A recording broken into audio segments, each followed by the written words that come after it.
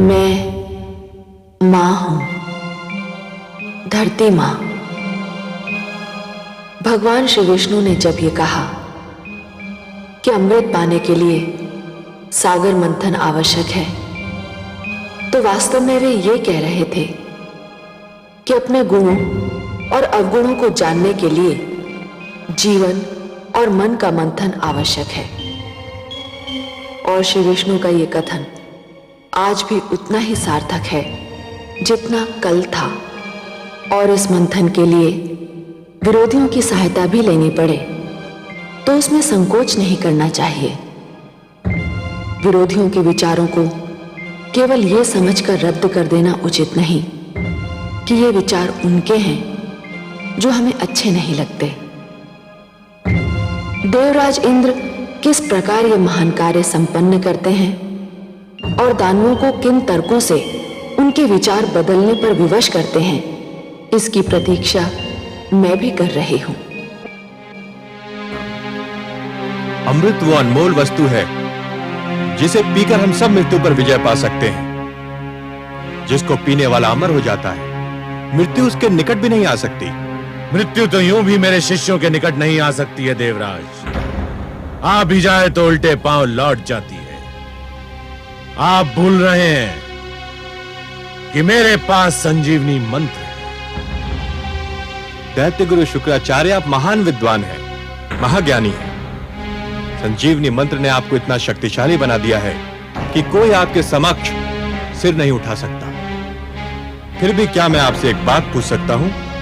अवश्य पूछिए देवराज, मैं आपको निराश नहीं करूंगा। यह सत्य है कि संजीवनी मंत्र के कारण दानव मृत्यु के भय से मुक्त हो चुके हैं। उन्हें मृत्यु आ भी जाए तो आप उन्हें पुनर्जीवन प्रदान कर देंगे।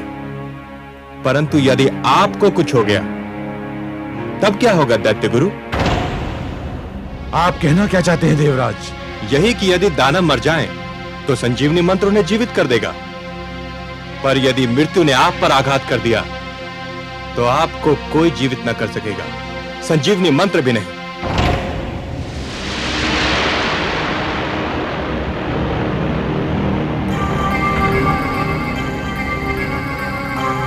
आपको तो भली भांति स्मरण होगा कि भगवान शिव ने क्या कहा था। कदाचित आप भूल गए हो तो मैं स्मरण करा दूं कि भगवान शिव ने कहा था कि यह संजीवनी मंत्र एक कल्प में एक ही बार केवल एक ही व्यक्ति को दिया जा सकता है। इसका अर्थ यह हुआ दैत्य गुरु कि यह खेल उसी समय तक सीमित है जब तक आप हैं। यदि आपको कुछ हो गया तो आप यह मंत्र किसी और को नहीं दे सकते कि आपकी मृत्यु की स्थिति में वो आपको पुनर्जीवित कर दे। और हे दानवराज, यदि दैत्य गुरु शुक्राचार्य नहीं रहे तो आप सबका क्या होगा? आप सब भी एक एक करके मृत्यु की गोद में समाते जाएंगे। केवल अमृत ही हम सबको मृत्यु से बचा लेगा।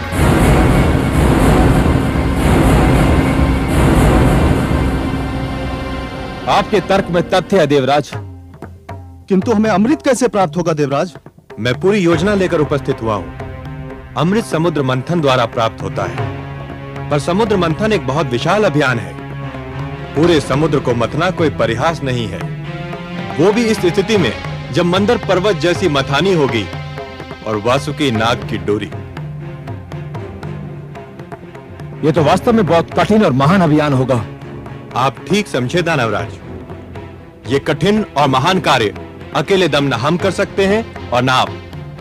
हम दोनों मिलकर ही इस विशाल अभियान को सफल बना सकते हैं। परंतु यह स्मरण रखिए कि अमृत की प्राप्ति है, वो बहुत आवश्यक है। मैं इस आवश्यकता के विषय में भी जानना चाहूंगा देवराज। अमृत हम सबको अमर कर देगा। जब आपको यह विश्वास होगा कि हम अमृत पान के उपरांत मर नहीं सकते और हम भी यह जान लेंगे कि हमारे अस्त्र शस्त्र आपका कुछ नहीं बिगाड़ सकते, तो युद्ध निरर्थक होकर रह जाएगा। अमृत केवल मृत्यु का ही नहीं, युद्ध का भी अंत होगा। गुरुदेव, मेरे विचार में यह प्रस्ताव स्वागत योग्य है। इस प्रस्ताव की महानता को नकारा नहीं जा सकता गुरुदेव। हमें देवताओं की बात मान लेनी चाहिए। हमें देवताओं की बात मान लेनी चाहिए।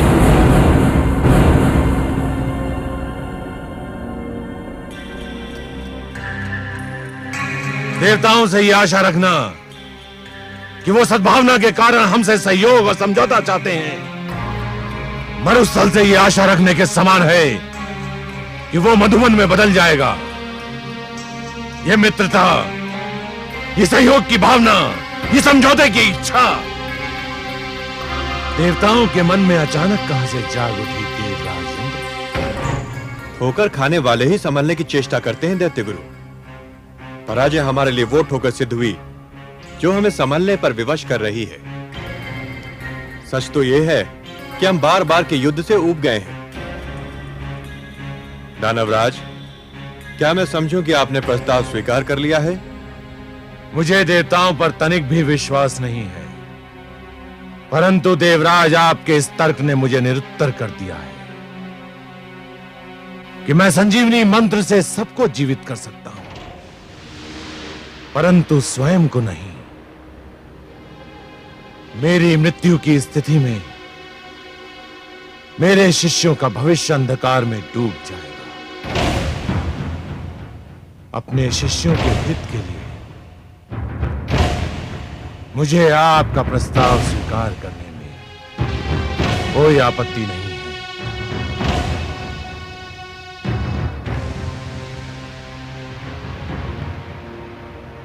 हमें आपका प्रस्ताव स्वीकार है देवराज।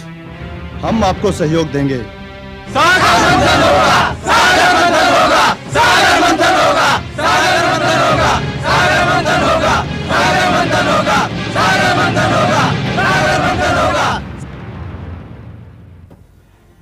आज तो हमारे देवराज ने चमत्कार कर दिया महादेवी। जिस प्रकार ज्वार के समय समुद्र की लहरें तट को तोड़कर आगे निकल जाती हैं, उसी प्रकार आज देवराज इंद्र के तर्क दानवों की बुद्धि के आगे निकल गए। जैसे सूर्य दीपक की महत्ता को कम कर देता है, वैसे ही आज देवराज ने दैत्य गुरु शुक्राचार्य को निरुत्तर कर दिया। जिस युद्ध को देवराज हार चुके थे, उसी युद्ध को उन्होंने दानवों की सभागार में जीत लिया। उन्होंने यह सिद्ध कर दिया देवी कि युद्ध केवल रणक्षेत्र में नहीं होता, विवाद क्षेत्र में भी होता है, और उसे विवाद क्षेत्र में जीता भी जा सकता है। भोर समय का भूला सांझ पड़े घर लौट आए तो उसे भूला नहीं कहते। लगता है देवराज वास्तव में ठोकर खाकर संभल गए हैं। आज तो उन्होंने दैत्य गुरु शुक्राचार्य जैसे विद्वान को भी तर्कहीन कर दिया। हाँ, परंतु हमारे देवराज का मन सूर्य की भांति बड़ा विचित्र है देवी।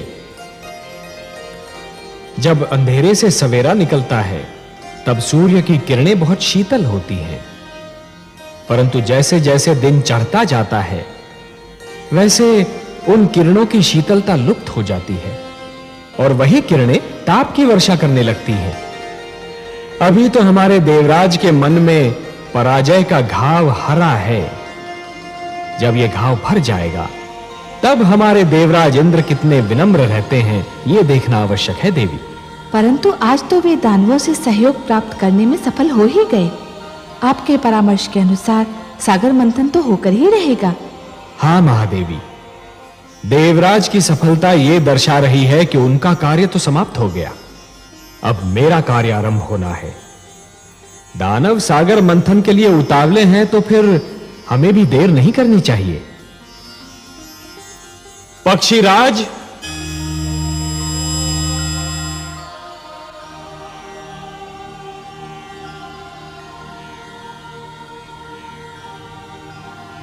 आज्ञा है लक्ष्मीपति। पक्षीराज, आप हमारे सुदर्शन के साथ मंदर पर्वत पर जाइए। जो आज्ञा देवेश्वर।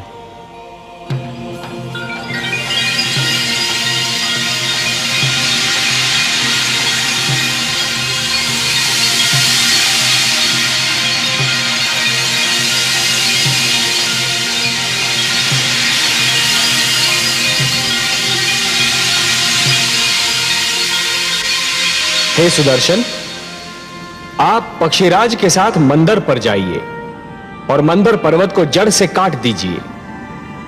और हे पक्षीराज, मंदर के जड़ से कट जाने पर आप उसे हमारे पुष्पक से बांधकर सागर तट पर ले आइए और फिर हमारे अगले आदेश की प्रतीक्षा कीजिए। मैं आपके आदेश की प्रतीक्षा करूंगा देवेश्वर।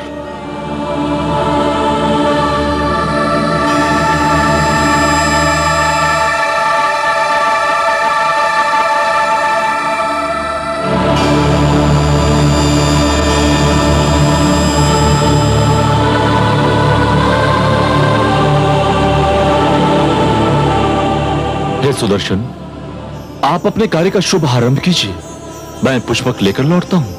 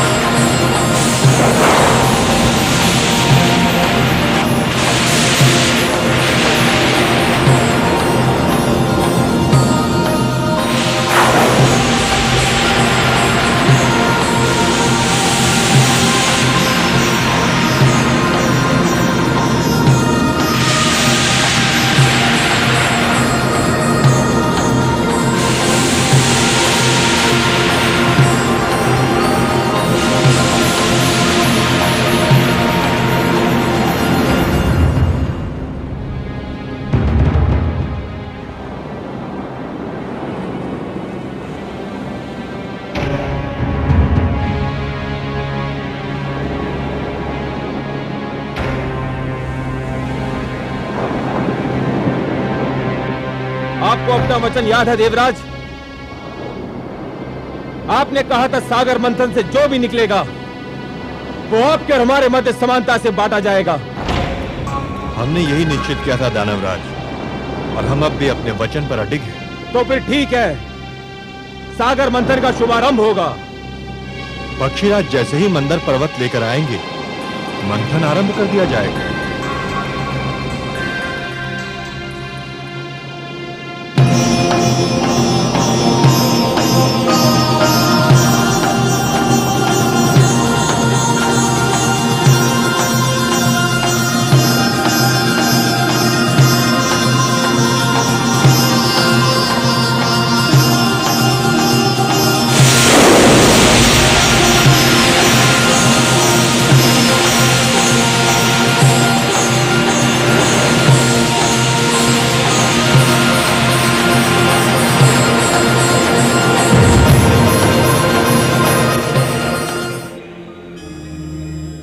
नारायण नारायण। आइए देवर्षि। प्रणाम माता। प्रणाम सर्वेश्वर। प्रणाम। आपने बुलाया मुझे? हाँ देवर्षि, हमें आपका सहयोग चाहिए। हे लक्ष्मी नारायण, ये तो आपकी महानता है कि आप मेरी सेवा को सहयोग का नाम देते हैं। आदेश दीजिए। समुद्र मंथन होने वाला है देवर्षि, समुद्र मंथन। परंतु एक समस्या है। वासुकी नाग का प्रयोग डोरी के रूप में होना है, और मंथन के समय उसके मुख से ऐसी भयंकर अग्नि जैसी फुंकारें निकलेंगी कि जो पक्ष उसके मुख की ओर होगा वो झुलस कर मर जाएगा। ये तो सत्य है प्रभु। समस्या ये है देवर्षि कि यदि दानव मरे तो दैत्य गुरु शुक्राचार्य उन्हें पुनः जीवित कर देंगे, और यदि देवता मरे तो उनकी संख्या कम हो जाएगी और समुद्र मंथन संभव ही नहीं हो पाएगा। ये तो चिंता का विषय है देवेश्वर, इसकी ओर तो मेरा ध्यान ही नहीं गया। इसीलिए तो मैं ये चाहता हूं देवर्षि कि पाला बांटते समय कुछ ऐसा हो कि वासुकी की दुम की ओर देवता हो और वासुकी के मुख की ओर दानव हो। इसीलिए मैंने आपको थोड़ा सा कष्ट दिया। नारायण नारायण, आपकी लीला धन्य है प्रभु। देवर्षि, ये केवल मेरी लीला नहीं, आपकी बुद्धि की परीक्षा भी है। वासुकी के मुख की ओर दानव और दुम की ओर देवता। बस ये समझिए कि आपकी क्षमता की परीक्षा है ये। आपको परीक्षा लेने में और मुझे परीक्षा देने में जो आनंद आता है, उसका अनुमान केवल मेरी लक्ष्मी माता को है। क्यों माता? नारायण नारायण।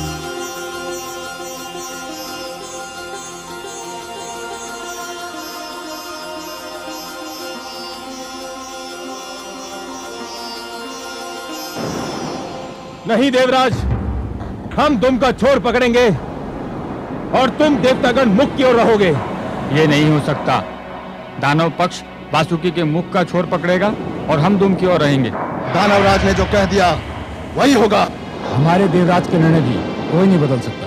तो फिर समझ लो संधि समाप्त हो गई और समझौता भी टूट गया।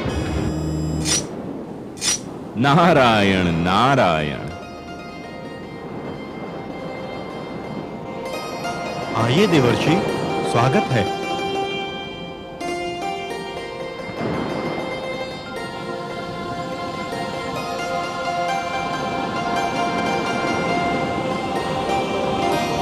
वातावरण का ताप बहुत बढ़ा हुआ दिख रहा है।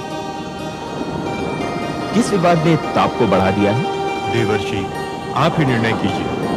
हमारा कहना है कि दानव वासुकी के मुख का छोर पकड़ेंगे और देवता दुम का छोर, पर ये दानव मान ही नहीं रहे हैं। हे देवर्षि, समझौते का प्रस्ताव देवराज लेकर आए थे, हमने मान लिया। अब हम प्रस्ताव रख रहे हैं तो देवराज क्यों नहीं मानते? उचित है, सर्वथा उचित है। देवराज, दानवराज का तर्क बुद्धिसंगत है। ये आप क्या कह रहे हैं देवर्षि? आप तो दानवों का पक्ष ले रहे हैं। मैं पक्ष नहीं ले रहा हूं देवराज, मैं तो वही कह रहा हूं जो न्याय संगत है। हे देवराज, शरीर में मुख श्रेष्ठ होता है या पांव? 100% मुख। वो ऊपर होता है, ऊंचा होता है, शरीर की पहचान बताता है। तो फिर तो श्रेष्ठ की ओर उसी को ही होना चाहिए जो स्वयं भी श्रेष्ठ हो। क्या कहना चाहते हैं आप देवर्षि?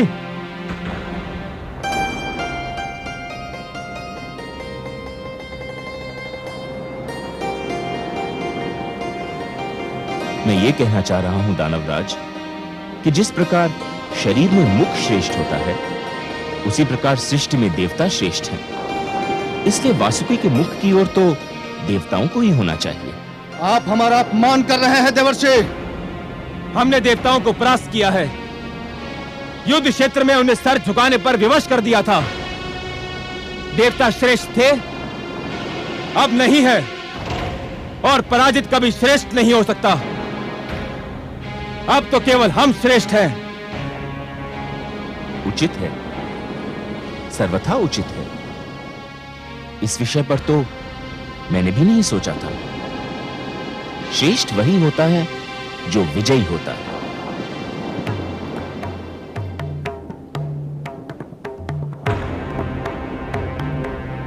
हे देवेंद्र, अब इस कटु सत्य को मान ही लीजिए कि विजयी होने के कारण दानव श्रेष्ठ हो चुके हैं।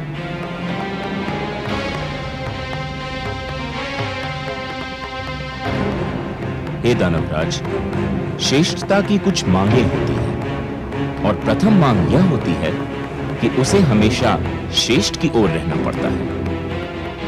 यह मांग तो तभी पूरी हो सकती है जब आप वासुकी के श्रेष्ठ भाग की ओर हो। यदि श्रेष्ठ की यही मांग है तो हम वासुकी के मुख की ओर का पाला स्वीकार करते हैं।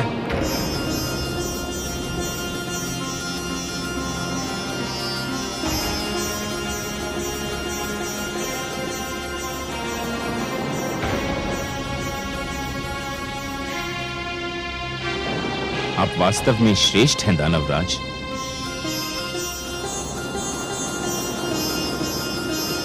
देवर्षि नारद की जय! देवर्षि नारद की जय! देवर्षि नारद की जय! नारायण नारायण। नारद के इस खेल से दानव थे अनजान, जी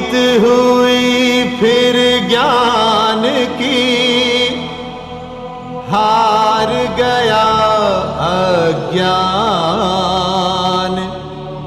सागर मंथन के लिए दोनों दल तैयार, लेकिन क्या हो पाएगा देवों का उद्धार।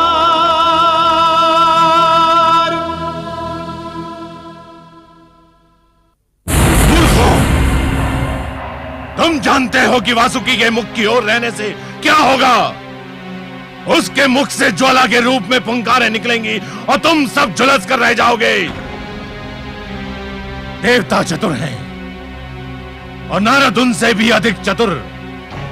उन्होंने तुम्हें श्रेष्ठ कहकर तुम्हारी प्रशंसा कर दी और तुम उनके जाल में फंस कर रह गए।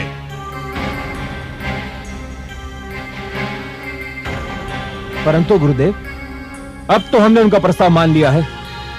यदि अब हमने उनका निर्णय नहीं माना तो हमारे अपने लोग हमें संदेह की दृष्टि से देखने लगेंगे। भूल मेरी थी जो मैंने तुम लोगों पर भरोसा किया। मुझे स्वयं वहां पर उपस्थित रहना चाहिए था। अब क्या होगा गुरुदेव? बाण धनुष से निकल चुका है। जाओ, जाकर मंथन आरंभ करो। मुझे स्वयं देवताओं की चतुराई पर दृष्टि रखनी है। जाओ। जो आज्ञा गुरुदेव।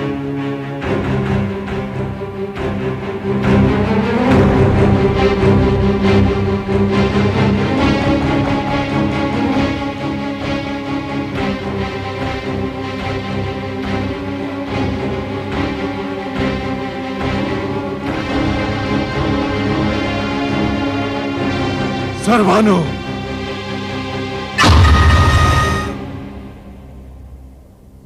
आज्ञा गुरुदेव।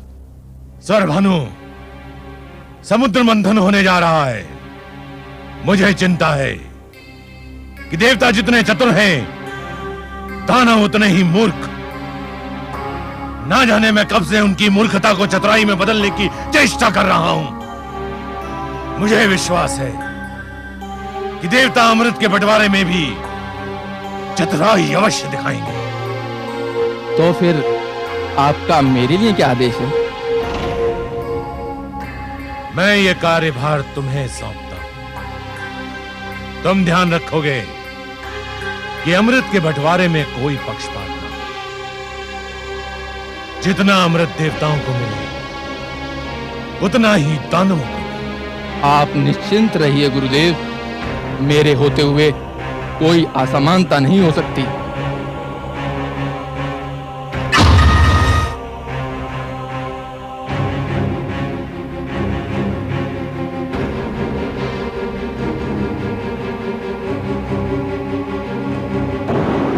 हे पक्षीराज, अब पर्वत को उठाइए और इसे समुद्र के बीचों बीच रख दीजिए।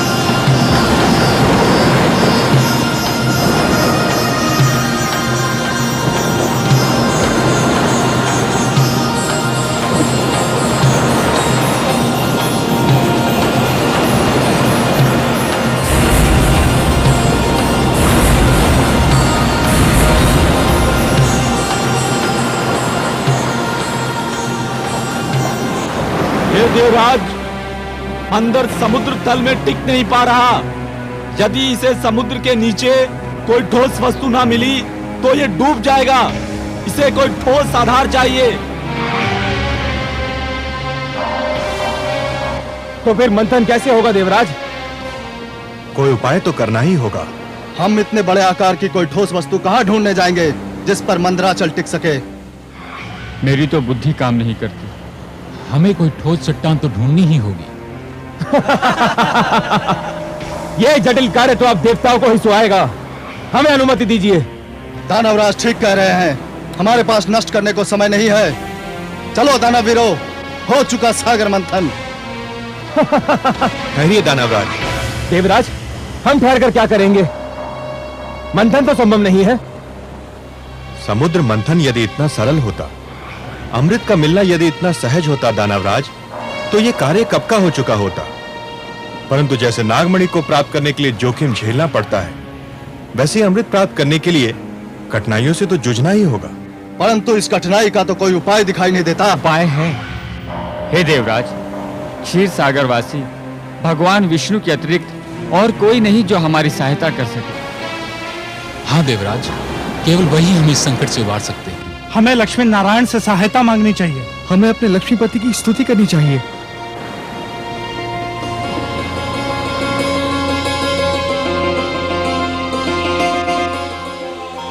ये धरती से पुकार उठ रही है।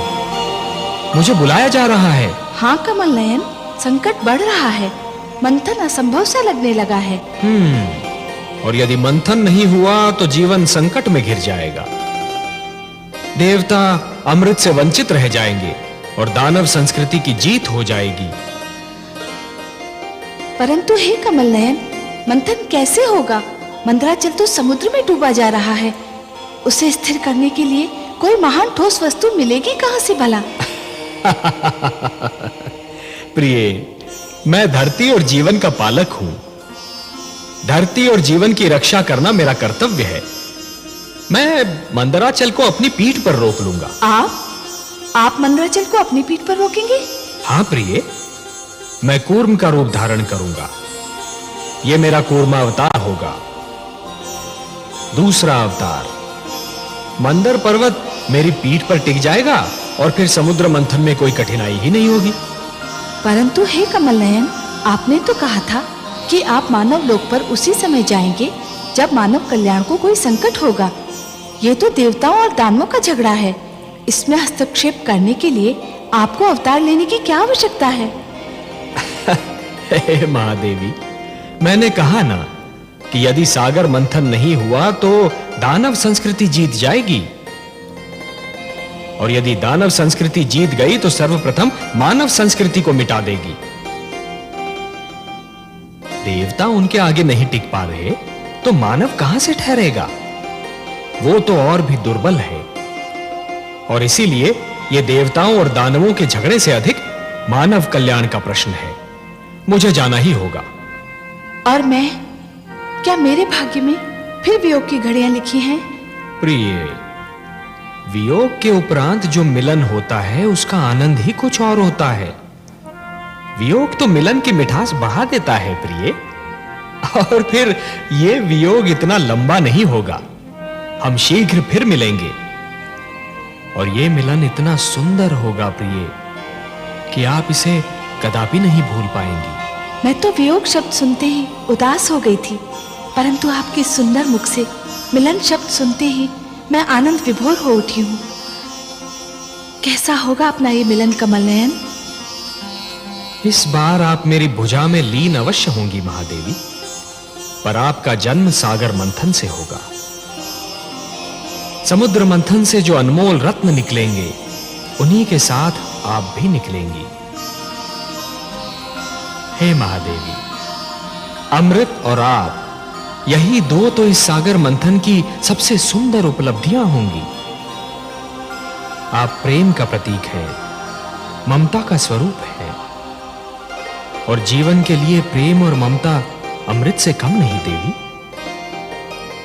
सत्य पूछिए तो प्रेम और ममता तो अमृत से भी कहीं अधिक सुंदर और महान है। अमृत तो केवल देवताओं के लिए होगा देवी, परंतु आप इस सागर मंथन की सबसे महानतम उपलब्धि होंगी, क्योंकि आप ही मानव कल्याण का सर्वश्रेष्ठ साधन बनेंगी।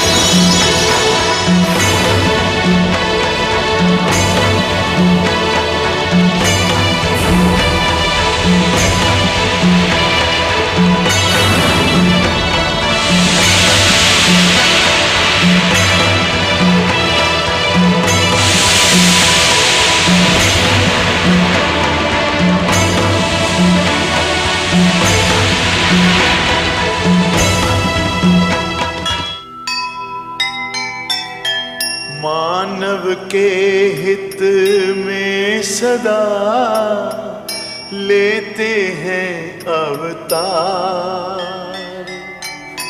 सागर मंथन का लिया नारायण ने भार, लीलाधर भगवान की लीला बड़ी अनूप,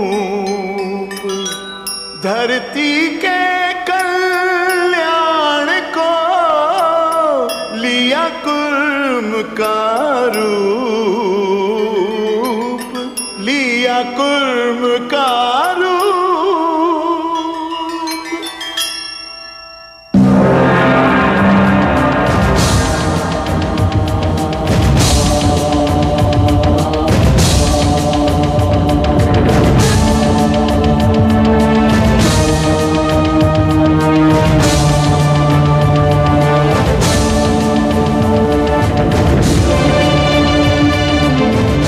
हे देवगण, तुमने मुझे पुकारा, मैं आ गया हूं।